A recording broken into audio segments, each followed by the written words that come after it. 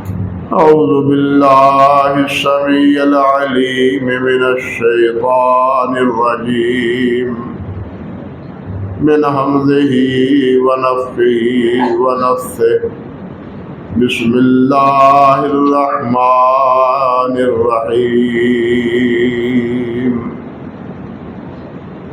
والسابقون الأولون من المهاجرين والأنصار والذين اتبعوهم بإحسان رضي الله عنهم ورضوا عنه وعد لهم جنات تجري تحتها الأنهار خالدين فيها أبدا ذلك الفوز العظيم سبحان ربك رب العزة عما يصفون وسلام على المرسلين والحمد لله رب العالمين۔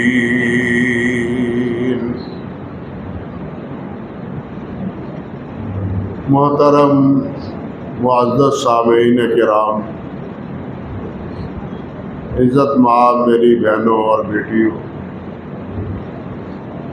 اللہ سبحانہ و تعالیٰ کا جس قدر بھی شکر ادا کیا جائے کم ہے۔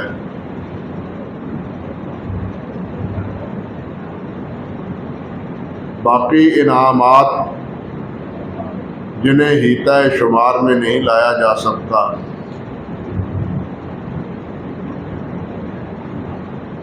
ان انعامات میں ایک بڑا انعام ہمارے اوپر یہ بھی ہے کہ اللہ سبحانہ و تعالیٰ نے ہمیں دین اسلام کی ہدایت عطا فرمائی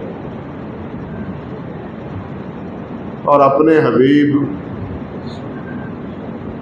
سید الاولین والآخرین حضرت محمد رسول اللہ صلی اللہ علیہ وسلم کا امتی بنایا ہے۔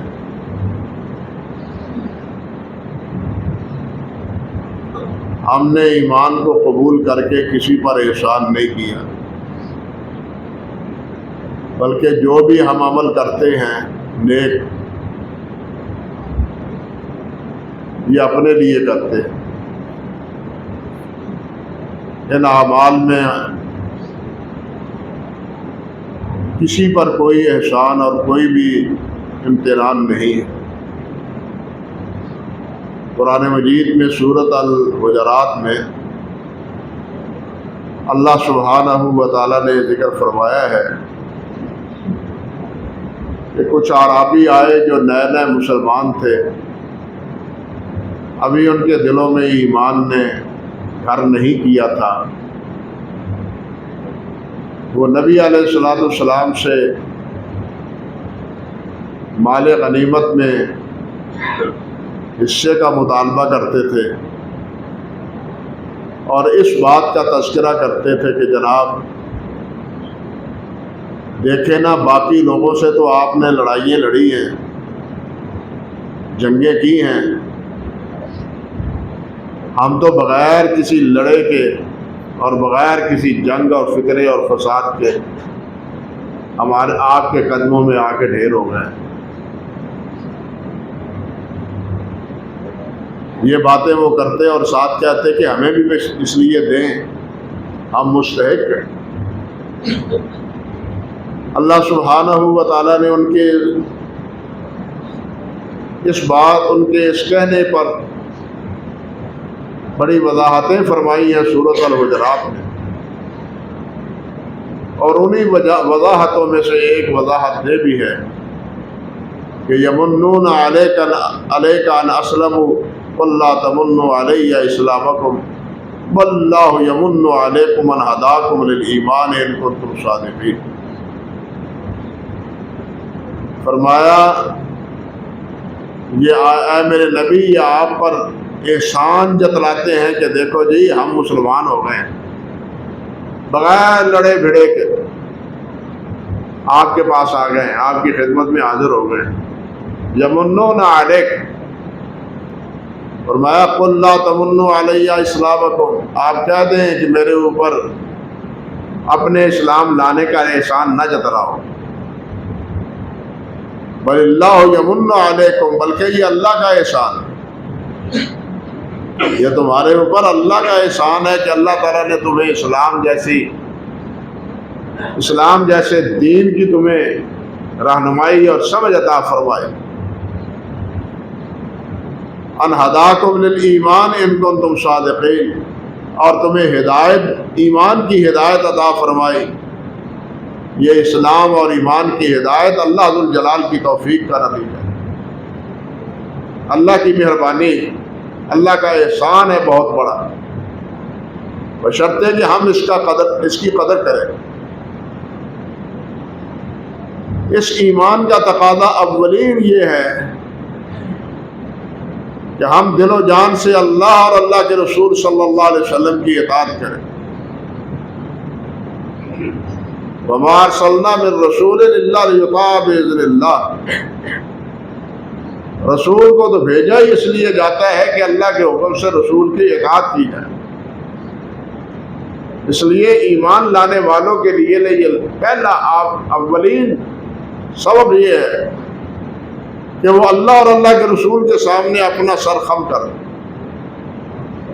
اللہ اور اللہ کے رسول کی اطاعت کرے، فرما برداری کرے، جن سے روکے رک جائے اور جس کا حکم دے اس کی تعمیل کرے۔ اللہ تعالیٰ نے فرمایا ہے وما كان لمؤمن ولا مؤمنة اذا قضى الله ورسوله امرا ان يكون لهم الخيرة من امره ومن يطع الله ورسوله فقد فاز فوزا عظيما ومن يعص الله ورسوله فقد ضل ضلالا مبينا۔ دونوں باتیں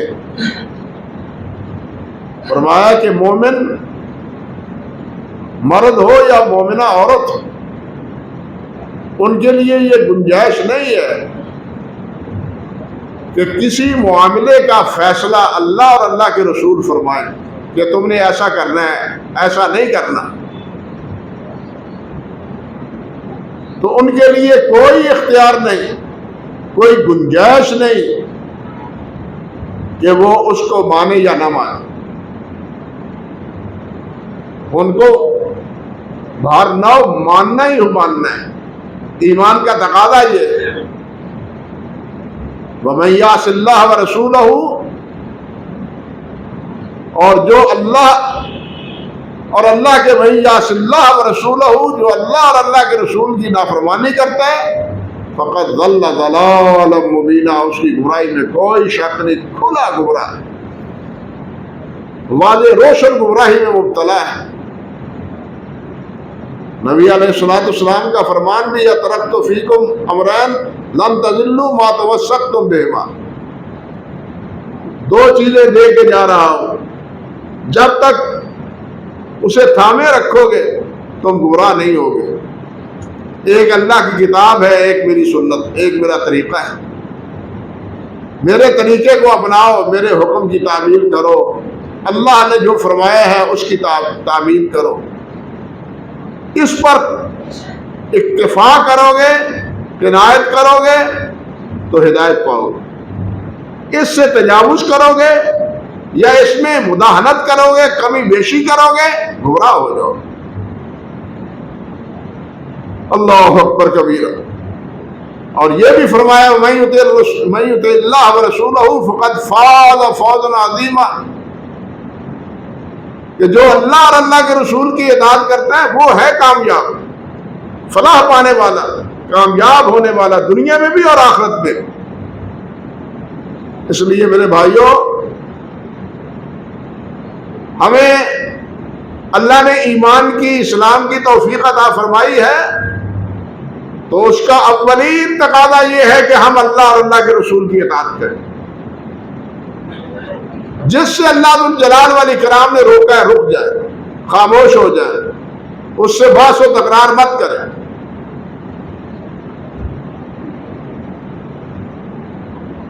اب ایک بات سنیے، حضرت عبداللہ ابن مسعود فرماتے ہیں رضی اللہ تعالی عنہ فرماتے ہیں کہ قال رسول اللہ صلی اللہ علیہ وسلم،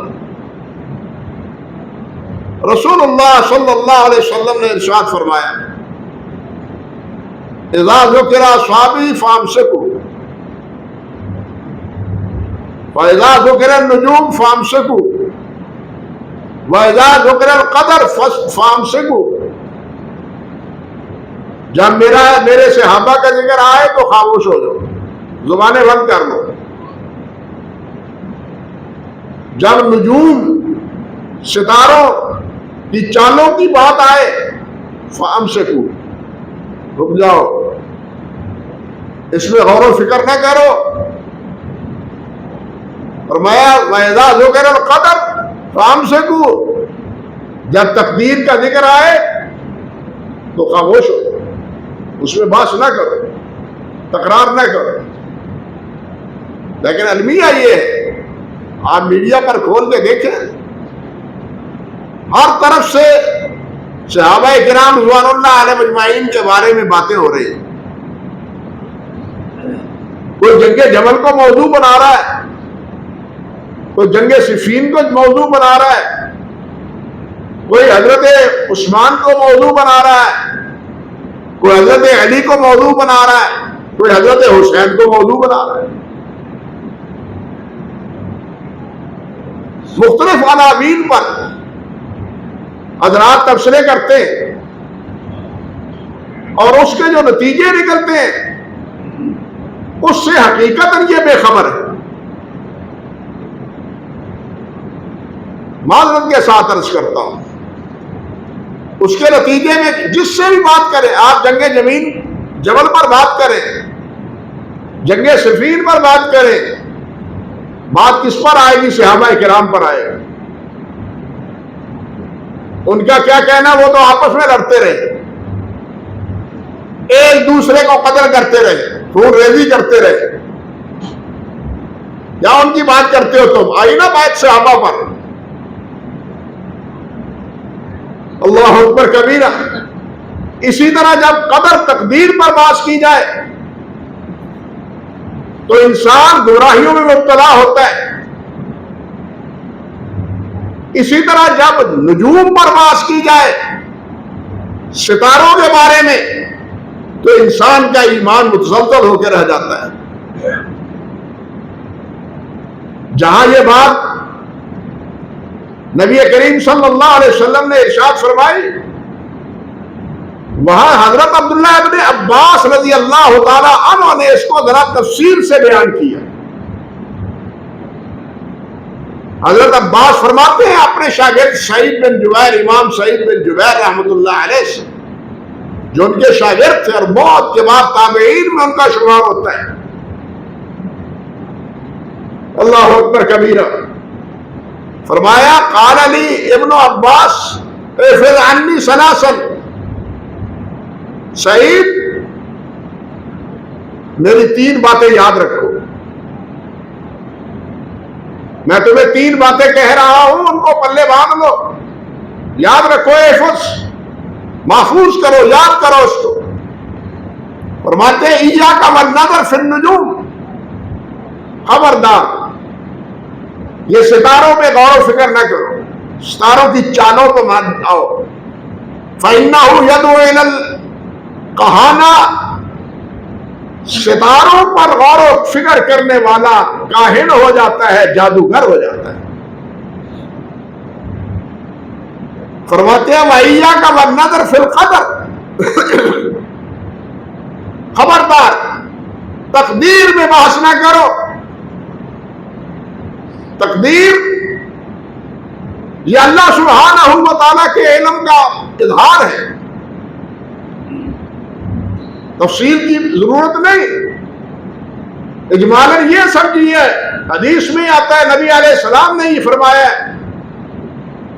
کہ زمین و آسمان کے بنانے سے بھی 50,000 سال پہلے، یہ تو ایک اندازہ ہے نا، وہ سال ہا سال پہلے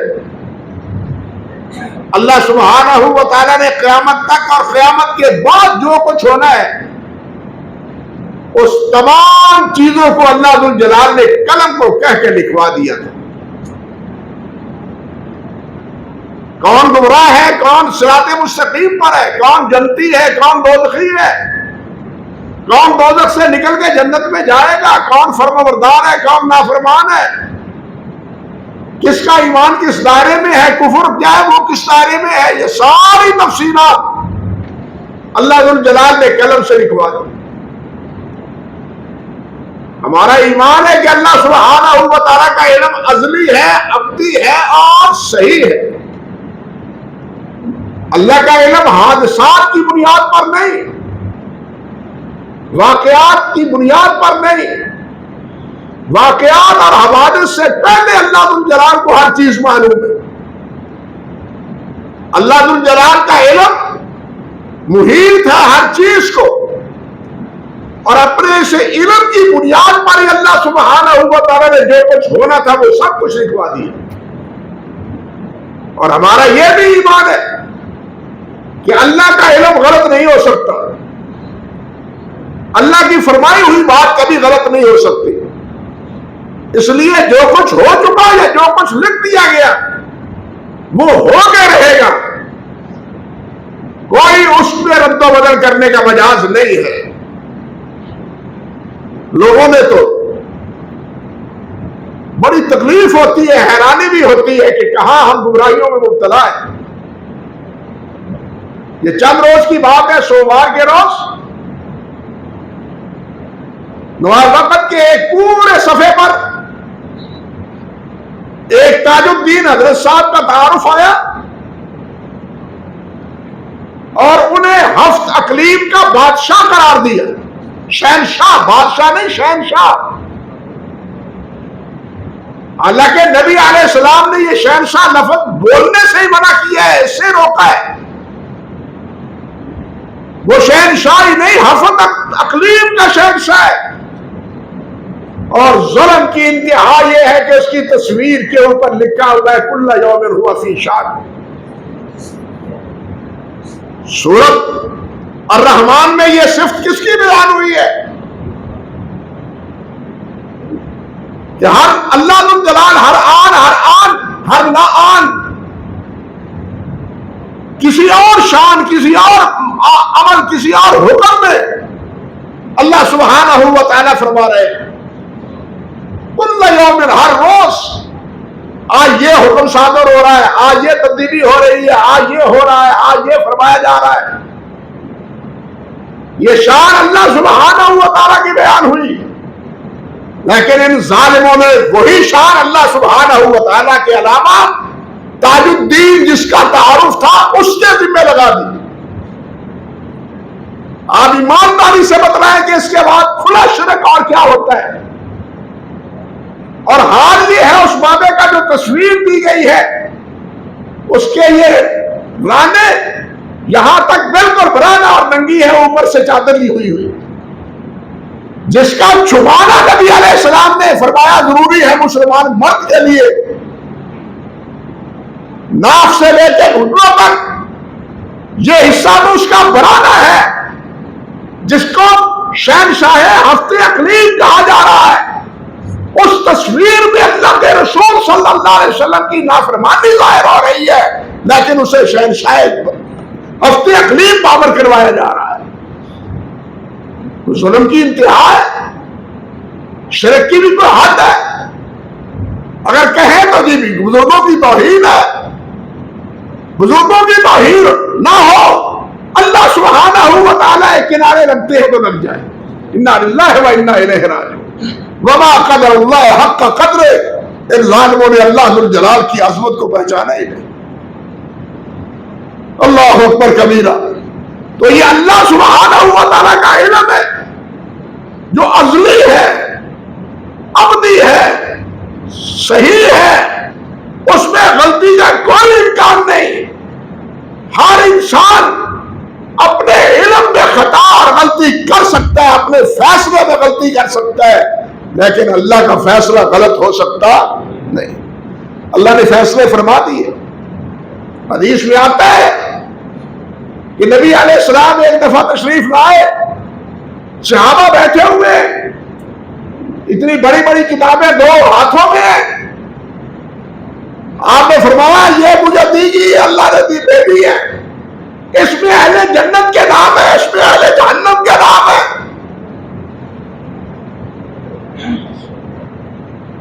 نام لکھ دیے اللہ نے جنت میں جانے والوں کے، جہنم میں جانے والوں کے بھی نام لکھ دیے۔ صحابہ کرام رضوان اللہ علیہ اجمعین نے عرض کیا حضور پھر عمل؟ فرمایا نہیں، کل میسر لما خلق، ہر ایک کے لیے وہ عمل میسر آسان کر دیا گیا ہے جس کے لیے وہ پیدا کیا ہے۔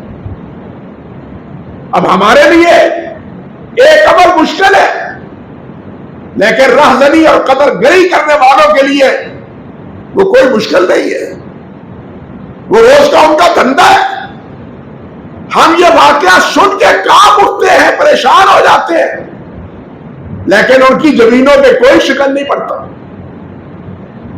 ہم نماز چھوڑ دیں بشرطے کہ ایمان ہو، پریشانی ہوتی ہے، وہ زندگی بھر نمازیں نہ پڑھے، انہیں کوئی پرواہ نہیں ہوتی۔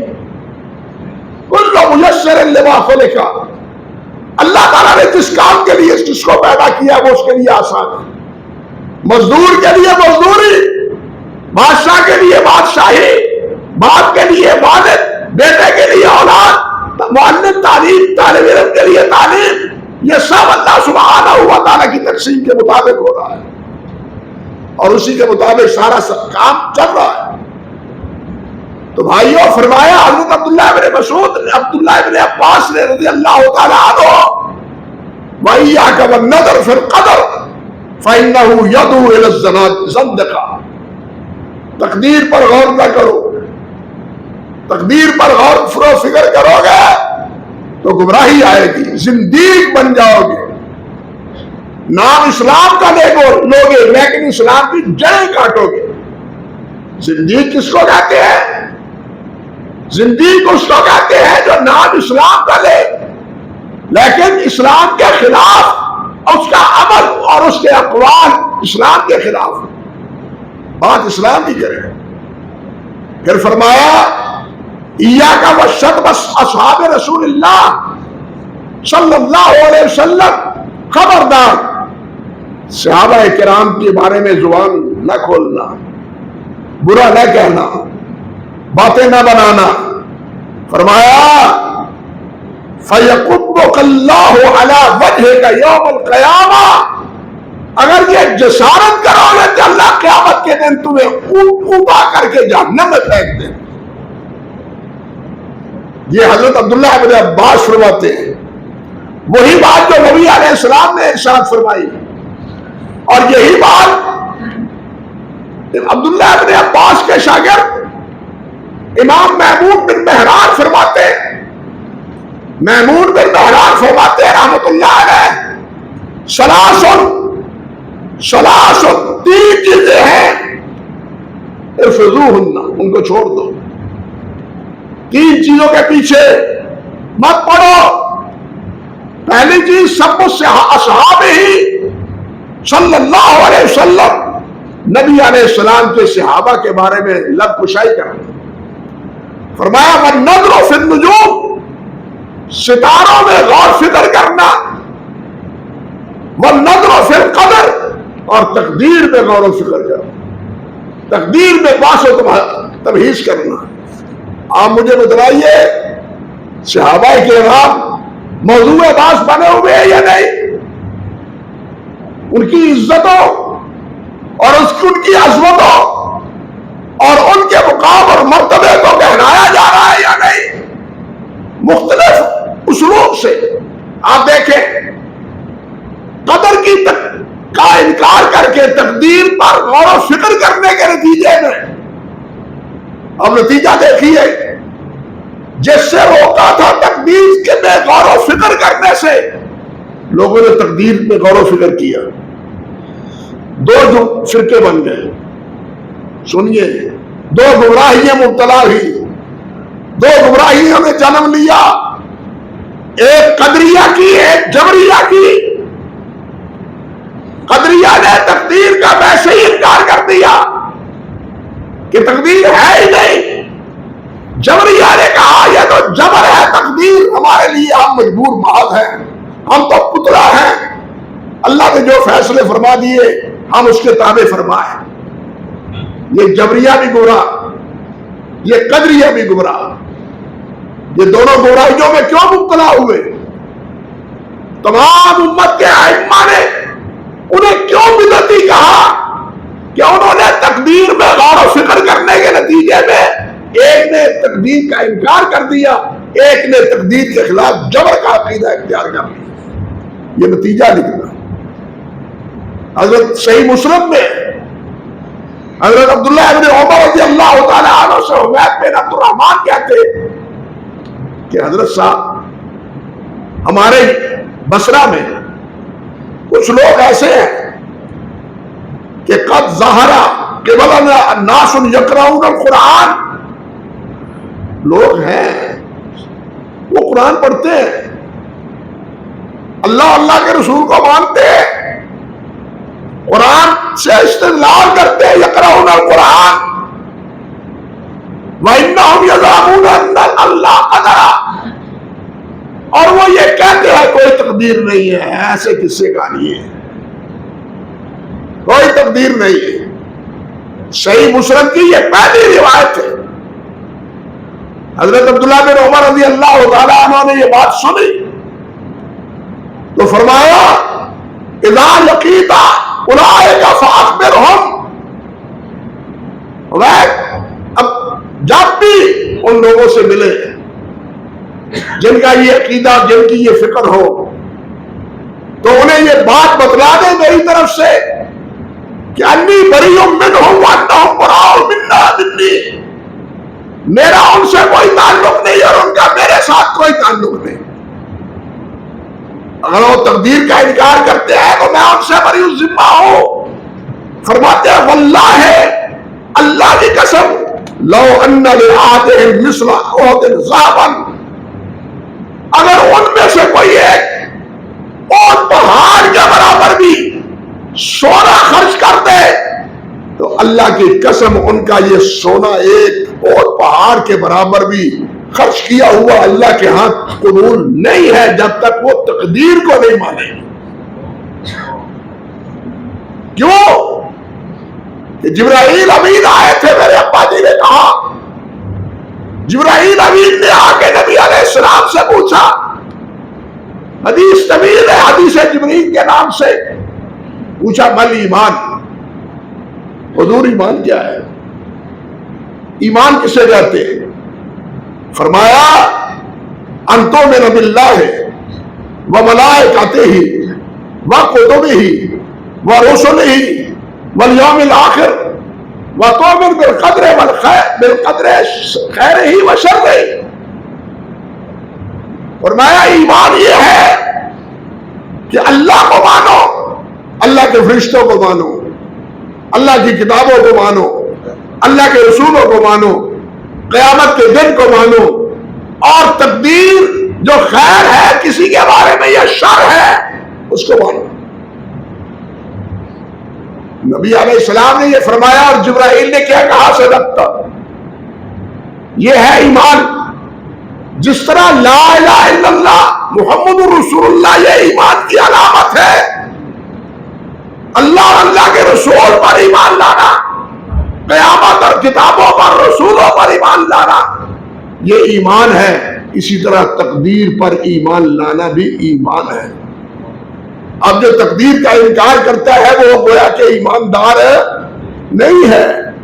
جتنا بھی خرچ کرے، جتنا بھی قرآن پڑھے، جتنی بھی نمازیں پڑھے، عبداللہ بن عمر کہتے ہیں کوئی فائدہ نہیں ان کے پڑھنے، حتیٰ تؤمنوا بالقدر خیرہ وشرہ، جب تک کہ وہ تقدیر کو نہ مانے کہ اللہ نے ہر چیز لکھ دی ہے۔ اللہ اکبر کبیرہ۔ یہ نکلا نتیجہ نبی علیہ السلام کی نافرمانی کا، کس میں؟ تقدیر میں غور و فکر کرنے سے۔ اب آگے آئیے، وہ لوگ جنہوں نے ستاروں میں غور و فکر کیا وہ کس نتیجے پہ پہنچے؟ حدیث میں اس کی بھی وضاحت ہے۔ نبی علیہ السلام نے فرمایا من اتی عرافا او کاہنا فصدقہ بما یقول فقد کفر بہ، ما انزل علی محمد صلی اللہ علیہ وسلم. فرمایا جو آدمی عراف کے پاس جاتا ہے ہاتھ دکھانے کے لیے، میری قسمت دیکھو جی، ہے نا، میری قسمت دیکھو جی، ہاتھ دکھاتا ہے ان کو، یا فرمایا اور کاہنن یا نجومی کے پاس جاتا ہے، بتلاؤ آج کل ستارے میرے حق میں ہے یا میری مخالفت میں ہے، کہ چاند پر چلے ہوئے ہیں. یہ آج دونوں بیماری ہیں یا نہیں، آپ سوچیں. ہاتھوں کے دکھانے، قسمتوں کو معلوم کروانے کے لیے لوگوں کے پاس جاتے ہیں، اور کاہنوں کے پاس، جادوگروں کے پاس بھی جاتے ہیں، اور اس جادوگری کے بنیاد پر گھر گھر میں تماشا لگا ہوا ہے. اس جادو کے نتیجے سے بھائی کو بھائی سے، ماں کو بیٹی سے، اور بیٹی کو ماں سے لڑایا جا رہا ہے. ماحول اتنا تلخ اور ترش ہے کہ پناہ بخدا. سنتے ہیں روز یہ کہانی ہے، اور نتیجہ کیا ہے؟ جناب جادو ہو گیا ہے، طبیعت گندا ہو گیا ہے. انا للہ و انا الیہ راجعون. فرمایا فصدقہ، اس کی تصدیق کی، بما یقول فقد کفر بما انزل علی محمد، اس نے جو محمد پر نازل اللہ نے کیا ہے دین، اس سے اس نے کفر کیا. جو اس کی تصدیق کرتا ہے. ہاں جی، تو ایک پوڑا پڑیا ہوا، تو صحیح میری مستقبل کے بارے سے رہنمائی کی تھی. اللہ اکبر کبیر. ایک حدیث اور سنیے، فرمایا اللہ اکبر، من قال مطرنا بفضل اللہ ورحمتہ فذلک مؤمن. جو یہ کہتا ہے کہ اللہ نے بارش عطا فرمائی ہے اپنی رحمت سے، اپنے فضل و احسان سے، فذلک مؤمن، یہ مومن ہے. فرمایا ومن قال مطرنا بنوع کذا وکذا، اور جو کہتا ہے کہ ستاروں کی چال ڈھال کو دیکھ کے کہ اس وجہ سے فلاں ستارہ فلاں جگہ پر پہنچ گیا ہے لہذا بارش بہت ہوگی، فلاں ستارہ فلاں مشتری کے پاس یا زول کے پاس پہنچ گیا ہے، وہاں جناب بارشیں بند ہو جائیں گی، ملکوں میں یہ تبدیلی آ جائے گی، وہ آ جائے گی. آپ نے فرمایا فَذَاكَ كَافِرٌ بِي مُؤْمِنٌ بِالْكَوَاكِبِ، یہ میرا انکار کرتا ہے اور ستاروں پر ایمان لاتا ہے. اب بتلائیے نجوم پر غور و فکر کرنے کا نتیجہ کیا ہے؟ کفر، زندقت، گمراہی. نام لینے کو وہ مسلمان ہے، لیکن اللہ کے رسول نے فرمایا میرا اس کے ساتھ کوئی انعقاد تعلق نہیں. اللہ اکبر کبیر. اور قوم ہماری لگی ہوئی ہے اس بات، مسلمان اس بارے میں لگے ہوئے. بڑے بڑے، اب تو نہیں، بڑے بڑے جناب جادوگروں کے اشتہار آتے ہیں، کالا جادو، بنگال کا جادو، فلاں جادوگر، الٹ پلٹ کا ماہر.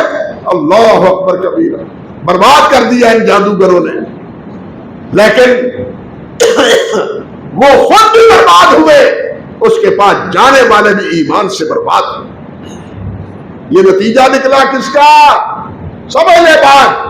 نبی علیہ السلام کی اس فرمانے کا کہ آپ نے فرمایا تھا اذا ذکر النجوم فامسکوا واذا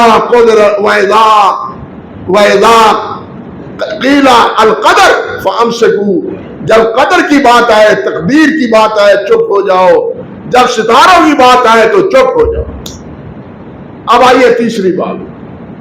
فرمایا وَإِذَا ذُكِرَ أَصْحَابِي فَأَمْسِكُوا، جب میرے صحابہ کا نام آئے، وہاں کی بات آئے، ان کے عمل و کردار کی بات آئے، فَأَمْسِكُوا، جو خاموش، بات نہ کرو، کہانیاں نہ سناؤ، ان کے واقعات باہمی جنگوں کے نہ بتلاؤ. کیا نتیجہ نکلے گا؟ تمہارے دلوں سے میرے صحابہ کی عظمت اور قدر جاتی رہے گی. اور اس کی نافرمانی کے نتیجے میں یعنی اس حکم کی نافرمانی کے نتیجے میں 3 گمراہیاں پیدا ہوئی. 3 گمراہیاں پیدا ہوئی. کچھ لوگ وہ ہوئے جو ناسبی بنے، کچھ وہ ہوئے جو خارجی بنے، کچھ وہ ہوئے جو رافضی بنے. یہ 3 گروہ جنہیں تمام نے اہل بدعت میں شمار کیا ہے بال اتفاق. یہ کس کا نتیجہ ہے؟ نبی علیہ السلام کے اس فرمان کے کی نافرمانی کرنے کا. فَإِذَا ذُكِرَ فَأَمْسِكْ. میں تفصیل میں نہیں جانا چاہتا، صرف اختصار سے وقت کی بنا پر صرف 2 باتیں آپ کے سامنے اور رکھتا ہوں. ایک حضرت عمر بن عبدالعزیز رحمۃ اللہ علیہ کی، جانتے ہیں نا عمر بن عبدالعزیز جنہیں خلاف خلیفہ راشد بھی کہتے ہیں، مانتے ہیں سب. بنو امیہ کی مخالفت کرنے والے عمر بن عبدالعزیز جو بنو امیہ میں سے ہے اس کی خلافت راشدہ کو مانتے ہیں. وہ کیا کہتے ہیں؟ فرماتے ہیں ان سے پوچھا گیا کہ جناب آپ کی کیا رائے ہے جنگ جمل اور صفین میں باہم آپس میں لڑنے والوں کے بارے میں؟ فرماتے ہیں تل کا دماغ طہر اللہ منہا یدی. اللہ اکبر. یہ وہ خون تھے جن سے اپنے ہاتھوں کو رنگنے سے اللہ نے مجھے بچا لیا ہے. میں اس وقت تھا ہی نہیں، الحمدللہ کہ میں اس وقت تھا ہی نہیں، اللہ نے مجھے بچایا. فرماتے ہیں فلا احب ان اغضب لسانی بہا. میں نہیں پسند کرتا کہ اپنی زبان آلودہ کروں ان کے واقعات دہرا کے. یہ ہے فامسکو. بات سمجھے؟ یہ ہے فامسکو. صحابہ کے بارے میں باتیں کر کے میں اپنی زبان کو آلودہ کروں، یہ میں پسند نہیں کرتا. ایک نام اور سن لیجیے، نام تو اور بھی ہے، ذکر کروں گا انشاءاللہ اللہ نے چاہا، اور اس کی وضاحت بھی کروں گا تینوں گروہوں کی انشاءاللہ اللہ نے توفیق عطا فرمائی تو. اور وہ کون ہے جن کا نام آپ سب جانتے ہیں؟ حضرت شیخ عبد القادر جیلانی. سب جانتے ہیں نا؟ کوئی ان سے بے خبر تو نہیں، سب جانتے ہیں. شاید عمر بن عبدالعزیز کو جاننے والے کم ہوں، لیکن کوئی ایسا نہیں ہے جو حضرت شیخ عبد القادر جیلانی کو نہ جانتا ہوں. شیخ عبد القادر جیلانی فرماتے ہیں بنیت الطالبین اپنی کتاب میں، فرماتے ہیں واتفق اہل السنہ. عبداللہ واتفق تو سمجھتے ہیں نا آپ، اتفاق. اہل سنت کا اس بات پر اتفاق ہے علی وجوب الکف. کس بات پر؟ وجوب الکف. کف کے معنی ہے رکنا، رک جانا، خاموش ہو جانا. یہ فرض ہے، واجب ہے. اما شجر بینہم، جو صحابہ کے مابین لڑائیاں ہوئی ہیں ان کے بارے میں خاموش رہنا تمام اہل سنت کے نزدیک فرض. یہ کون کہتا ہے؟ شیخ عبد القادر جیلانی رحمۃ اللہ علیہ فرماتے ہیں. اب پوچھئے ان مولویوں سے جو اپنی زبانیں علودہ کرتے ہیں کہ تم جن کے نمائندے ہو، اہل سنت کے نمائندے ہو یا اہل بدعت کے نمائندے ہو؟ انا للہ و انا الیہ راجعون. فرماتے ہیں اور واجب علی انصاف پر مساویہم. ہم ان کی خطائیں ہیں، ان کی غلطیاں ہیں، وہ معصوم نہیں ہے، وہ نبی نہیں ہے، لیکن اہل سنت کے نزدیک واجب ہے کہ ان کی خطاؤں کو زیر بحث نہ لاؤ. فرماتے ہیں وَإِظْهَارُ فَضَائِلِهِمْ وَمَحَاسِنِهِمْ. اور تیسرا فرض اہل سنت کے نزدیک یہ ہے کہ کمزوریاں کیا ہے ان سے رک جاؤ، اور ان کے فضائل اور ان کے محاسن ان کی نیکییں یہ ذکر کرنا تمہارے اوپر، علماء کے اوپر کیا ہے؟ واجب ہے، فرض. اہل سنت کا مذہب کیا ہوا؟ نبی علیہ السلام نے جو فرمایا وہ کیا ہوا؟ یعنی اہل سنت کا وہی موقف ہے جو نبی علیہ السلام نے فرمایا ہے، اور وہی بات کہی ہے حضرت شیخ عبد القادر جیلانی رحمۃ اللہ علیہ نے، اور وہی بات فرمائی ہے حضرت عمر بن عبد العزیز رحمۃ اللہ علیہ۔ اب یہ تین کن گمراہیوں میں مبتلا ہوئے نبی علیہ السلام کی اس نافرمانی کے نتیجے میں، انشاءاللہ اس کی تفصیل اللہ نے چاہا تو آئندہ خطبے میں عرض کرنے کی کوشش کروں گا۔ اقول قولی ھذا استغفر اللہ لی ولکم ولسائر المسلمین۔